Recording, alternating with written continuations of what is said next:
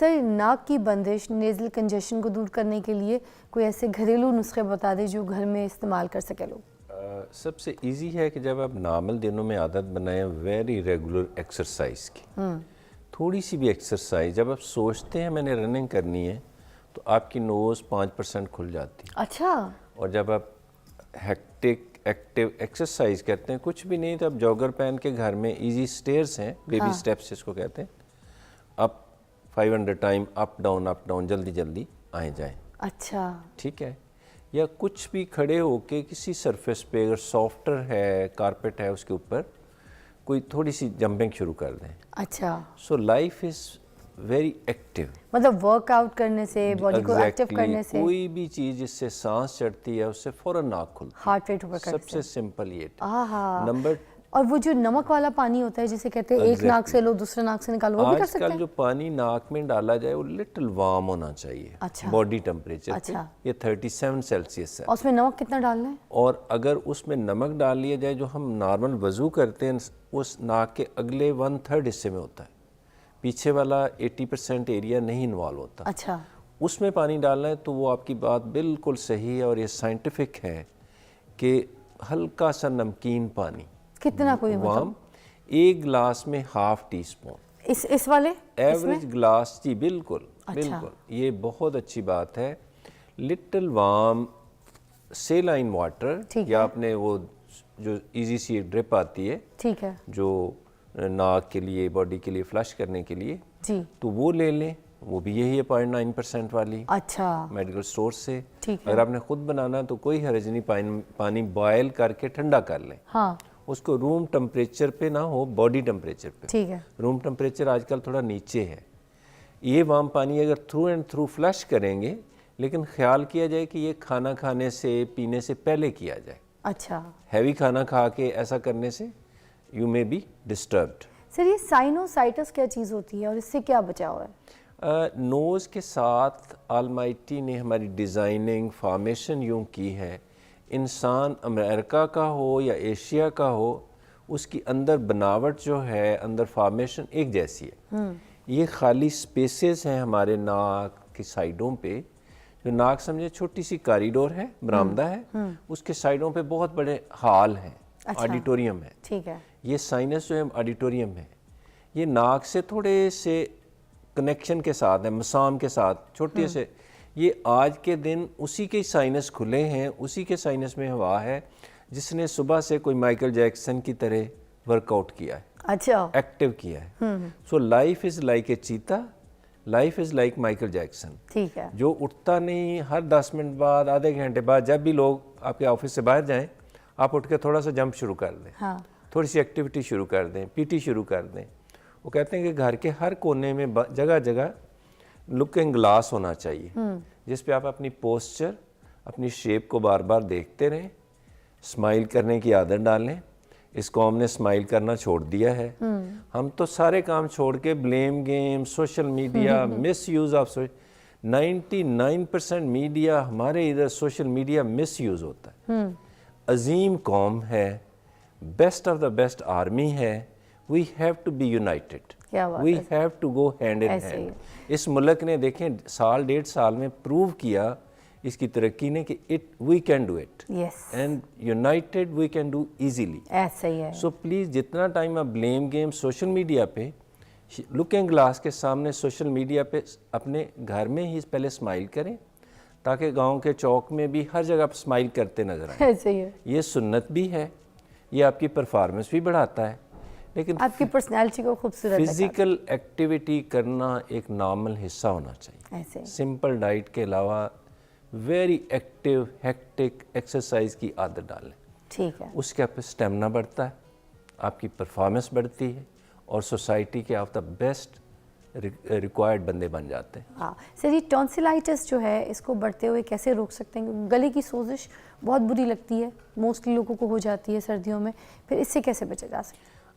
ये बहुत ज़रूरी बात है कि सोर थ्रोट एक तो है कि हुआ साल में 1-2 दफ़ा, ये नॉर्मल बात है।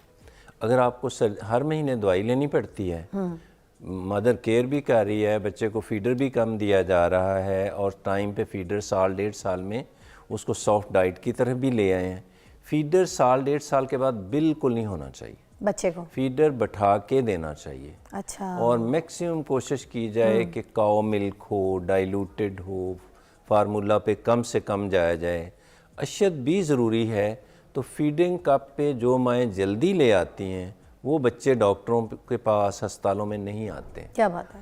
एग्जैक्टली हमें वैक्सीन टाइम पे लगवानी है। जो भी आपका पीडियाट्रिशियन ENT का बंदा डॉक्टर वैक्सीन के बारे में कहता है, प्लीज़ गो हैड, ज़रूर लगवाएं। लेकिन बच्चे की नोज़ को, बच्चे को 4 साल तक पूरी दुनिया में ब्लो करना सिखाया जाता है, जिसको हम वज़ू करना कहते हैं। जी, अच्छे तरीके से हम जब भी वज़ू करें बच्चे को साथ खड़े करें ठीक। और उसको कोई इंसेंटिव दें। कोई काम भी दुनिया में इंसेंटिव के बगैर नहीं होता। वो टॉय हैं, वो पैसे हैं, वो जो भी आप करना चाह रहे हैं। हमने देखा है कि कनाडा में भी आप रह रहे हैं तो बच्चों को आप करवाते हैं ऐसे। और जो पेरेंट कर रहे होते हैं साथ, अगर माए या अब्बा जी जाके साथ वॉशरूम में खड़े होकर सिंक के सामने करेंगे, दिल फॉलो करते, बच्चे को खड़ा किया, नमाज पढ़ते, तो अब उसको एक अच्छी आदत पड़ गई। ऐसे ही है। आधा काम टीचर का घर पे हो गया है। ऐसे ही है। तो we have to do it. अब आपने 3 चीज़ें इस पर रिपीट की कि हमने एक तो नोज़ को बहुत फ्लश करना है, ठीक है, एक्टिव होना है, बार बार लुकिंग ग्लास के सामने स्माइल करना है, ठीक है, और सेलाइन से नाक को फ्लश जरूर करना है खाना खाने से पहले। ये एक बहुत बड़ा मसला है, नाक गले की खराबी, इसको अपर रेस्पिरेटरी ट्रैक्ट इन्फेक्शन भी कहा जाता है। अच्छा। सारा साल ये रहते हैं, लेकिन मौसम जब भी तब्दील होगा, ख़ास तौर पे सर्दियों की शुरुआत में, इब्तदा में, जैसे अब मौसम जल्दी से चेंज हो रहा है, तो we have to respect the climate, not only we have to care for the environment. हमें ज़्यादा से ज़्यादा अपने बदन का, खाने पीने का, कपड़ों का बहुत ख्याल करना है, तब्दील करना अपने आप को। अब हमने वो चिल्ड चीज़ें, आइसी चीज़ें, सावर चीज़ें, बाज़ार से जूस ओपन, ये वो, इन चीज़ों को मोस्टली अवॉइड करना। अच्छा, खट्टा वगैरह भी? एग्जैक्टली। नींबू का भी ज़्यादा इस्तेमाल? लाइट सी भी खट्टी चीज़ें, अचार है, केचप है, नींबू भी? एग्जैक्टली। अच्छा। अब देखें कि चंद ड्रॉप्स एक गिलास में, 2-3 ड्रॉप्स किसी भी सावर चीज़, लेमनेड, लेमन, ब्लेसिंग है। आपको पूरे गिलास में टेस्ट नहीं आएगा, इतना हल्का होगा, इतना लाइट होगा। लेकिन अगर आप 1/4 of lemon, specially fresh lime डालेंगे, तो वो तो स्कंजबी बन जाएगी। ऐसे ही है। वो स्कंजबीन नहीं चाहिए हमें। अच्छा। वो आजकल लेगा जो भी गला तो ऑलरेडी रा हो जाएगा, खराश आ जाएगी। और शुरू में खराश आए तो फ़ौरन आप रोक सकते। जिस दिन आपको पता लगा कि मेरे नाक में छींक आने लगी है, गला थोड़ा सा पेन कर रहा है, प्लीज़ अपने खाने पीने को ही चेंज कर दें। अच्छा। 3 काम कर लें, बोलें थोड़ा सा कम, वार्म चीज़ें बेतहाशा लें, और फिर भी हो रहा है तो कोई एलर्जी की गोली या पैरासीटामोल ले लें। अच्छा। उससे 99% आप बच जाएंगे। If will act like Japanese and Chinese, warm चीज़ें हर घंटे बाद अपनी पसंद की, हर बंदे का अल्लाह मियां ने फेस केमिस्ट्री अलहदा बनाई है। आप अपनी मर्जी का कोई भी वार्म चीज़, हॉट चीज़ लेते ही रहें सारा दिन। और बोले जो शानदा वगैरह, या फिर घर में ऐसे कुछ कावे। एग्जैक्टली, पत्तों वाला जो शानदा है, ग्रीन टी है, कावा है, इस तरह की सूप्स हैं। तो ये ग्रीन टी वगैरह कोई गले को ड्राई तो नहीं करेंगी ना? नो, अच्छा। बिल्कुल नहीं करती है। इसमें होता है कि जब आप घर पे हैं तो नट्स लेते रहे। जी जी जी। इन सीजन में थोड़े थोड़े नट्स लेने चाहिए। अच्छा। क्योंकि वो हाईली, सर कुछ लोग कहते हैं कि मूंगफली से भी खांसी वगैरह होती है, तो सर्दियों में तो आपको पता है खाने को अच्छी लगती है, तो इसके बारे में बता दें। क्या छिलके के साथ थोड़ा सा जो ऊपर की जो इसकी झिल्ली होती है उसके साथ खाते हैं तो खांसी होती है, या फिर सादे खाने से कुछ इसकी कुछ है? ये जितने भी नट्स हैं, पीनट्स भी, जिसको मूंगफली हम कहते हैं, ये ब्लेसिंग है। अच्छा। लेकिन इसके साथ पानी नहीं ठंडा पीना, ठंडी जूस नहीं पीना। अच्छा अच्छा। ये जो ही आपने को आयली आलमंड है जी, कुछ चीज़ खाई, हाँ, साथ ही या फौरन बाद वार्म चीज़ ले ली आपने। अच्छा, पानी के फॉर्म में नहीं, कोई गर्म चीज़, कोई भी वार्म चीज़, चाय वाय जो कुछ आप भी। दूध ले लिया, दूध अच्छा। पत्ती ले ली फौरन बाद या दरमियान में, सर उससे क्या होता है? तो उससे आपका गला बिल्कुल क्लीन हो जाएगा। ओके। उसमें जो ऑयली सी चीज़, जैसे हमारे ज़हन में है कि थोड़ा सा उसे छिलका ना लगा रह जाए, जी जी। उसका ऑयल थोड़ा सा, ये बात तय है कि 99% के लिए ये ब्लेसिंग है। अच्छा। लेकिन 1% को इससे एलर्जी भी होती है। अच्छा पीनट पे, पीनट बटर से स्पेशली हाँ। हो सकती है। अच्छा अच्छा अच्छा, उन लोगों को अवॉइड करना, और वो बहुत कम है, ना होने जैसे। ठीक है। नॉर्मली ये जितने भी नट्स हैं, ये तो अल्लाह मियाँ की बहुत बड़ी ब्लेसिंग है। सर ये जो आम सर्दियों की बीमारियां ये कौन कौन सी हैं जो नाक और गले को बहुत ज़्यादा मुतासर कर जाती हैं, उन स्पेशली बीमारियों को भी एड्रेस कीजिएगा। ये दो मेन फैक्टर्स हैं। नाक अगर आपकी पहले भी थोड़ी सी बंद रहती है, आपको एलर्जी होती है, आपको इन्फेक्शन किसी बंदे को ज़्यादा होती है, जो मुसलसल चल रहे हैं। इस सीज़न में बहुत बढ़ जाएगी। ठीक है। और बहुत छोटे बच्चे जो 5 साल से छोटे हैं, या 65-60 प्लस लोग जिनको ऑलरेडी डायबिटीज़ है, चेस्ट की अलामात हैं, ये ख़ास तौर पे अस्थमा, COPD, उन लोगों ने इस मौसम में बेइंतहा एहतियात करनी है। खाने पीने में, अपने पहनने में, अपनी वर्जिश करने में। ख़ास तौर पर उन लोगों ने इस सीज़न के शुरू में ही सितंबर अक्टूबर में हर साल वैक्सीन ज़रूर लगवानी। ठीक है फ्लू वैक्सीन एक बहुत बड़ी ब्लेसिंग सर। है। जो रह गए जो नहीं लगवा सके वो अब अब तो भी टाइम, लगवा सकते हैं। अभी लगवा सकते हैं। अभी इट्स इक्वली गुड। सिर्फ उसकी एक ही प्री रिक्विजिट है, ये वैक्सीन सेम है, ओके WHO सर्टिफाइड है। ठीक है। Exactly it's a big blessing. अच्छा इस विंटर में पूरी दुनिया में तो 2 दफ़ा भी ये लगाया जाता ओके है डेवलप कंट्रीज में। ओके। इसके बहुत फ़ायदे। सर अगर किसी को गला ख़राब हो ही चुका है और हो रही है, खांसी भी हो रही है उसको, और अगर उसको उसके साथ थोड़ा सा बुखार चढ़ गया, तो क्या उस बुखार के साथ भी वैक्सीन लगवाई जा सकती है? ये मुझे बता दें। ये बहुत अच्छी बात है, आपने ये सही हाईलाइट किया।